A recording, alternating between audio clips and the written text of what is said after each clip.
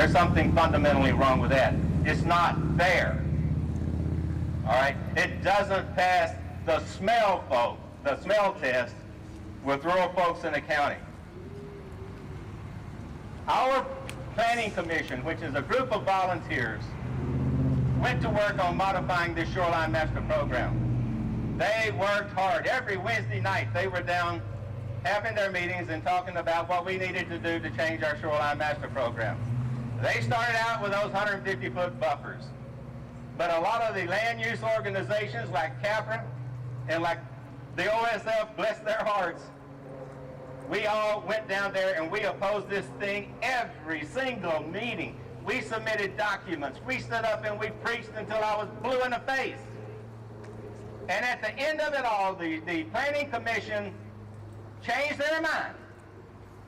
And they said, okay, 50-foot buffers will work on residential areas and high-intensity areas in our county. And we were thinking, hallelujah. They turned that over to our Board of County Commissioners folks. Guess what they did? They stuck those 150-foot buffers right back in there.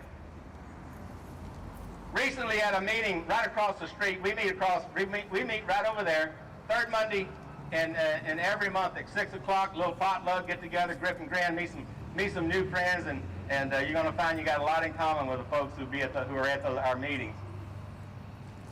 But on January the 18th, we met over there and we had prepared a resolution. And in that resolution, we said, we are tired of talking. It's time for action. We read, each person read a different chapter in this resolution. And at the end of it all, the final was, we therefore will sue, take to court over this Shoreline Master Program, and that is what we mean to do, and that is what we are going to do. We're going to take back our land, and we're going to take back our rights, and we're going to set a few things straight around here.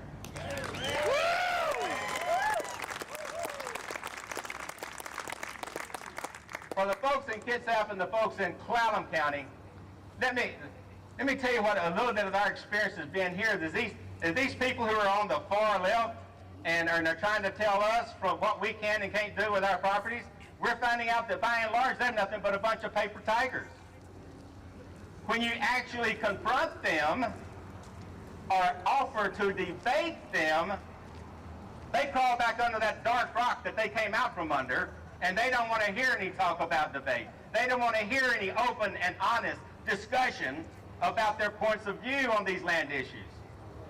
I'm saying, speak with boldness. Be unafraid.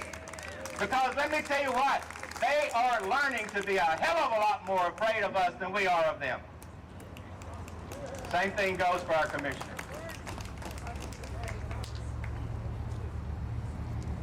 The other day, my good buddy Craig Durbin and I were at a Board of County Commissioner meeting, and he just asked them, because Craig is always beating them up on economic development. He says, show of hands, commissioners, who's in favor of economic development?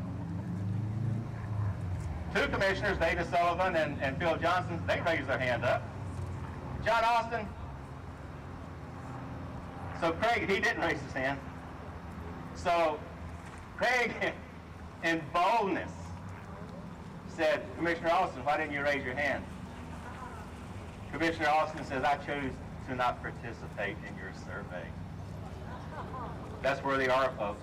They don't participate in anything that's going to question their authority, their position, their rules, their regulation, their bigger government, and their more taxes. Did you know that the average civilian worker in Jefferson County makes $25,000 a year? Did you know that the average government worker in the county, in Jefferson County, makes $56,000 a year? The hell is happening in our government? So what's the solution? Maybe, just maybe, we ought to just put everybody on the government payroll. Let's just all go down and get on the government payroll. We can all make $56,000 a year. Who'd like to make $56,000 a year every year? Oh yeah, the doggone right. I would. My company is on his butt right now. That's why I'm doing all this. But Yeah.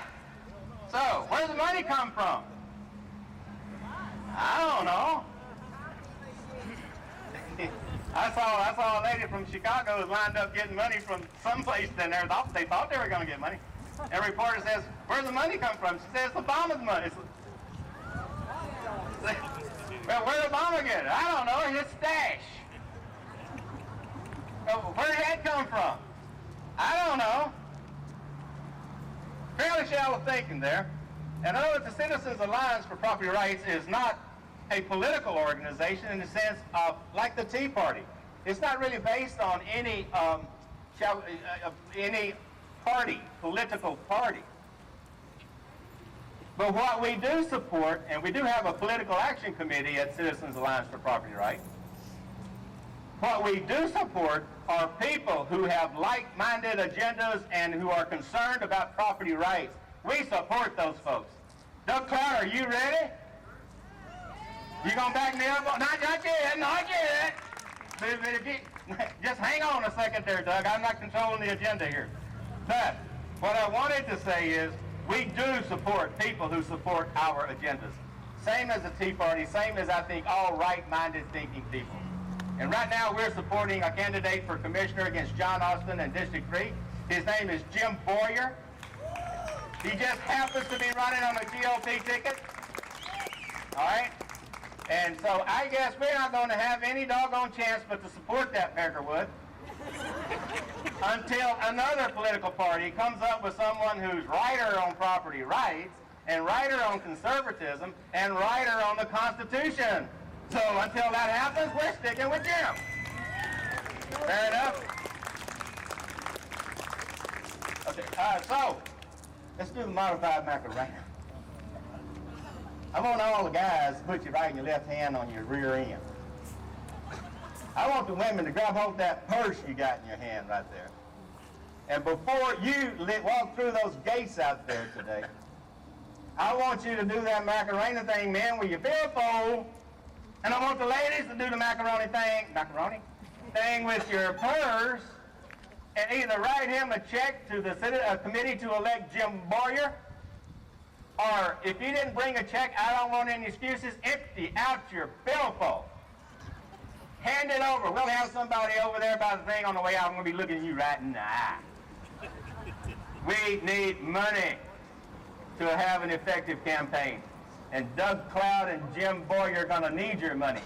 And you can say, well, I plan to go, when I go home, I'm going to send Jim a check, or I'm going to send Doug a check.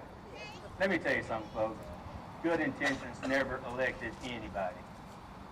We need people to help us out, to make some changes in our county, in Jefferson County, and in Kitsap County. God bless you all. Thank you for coming.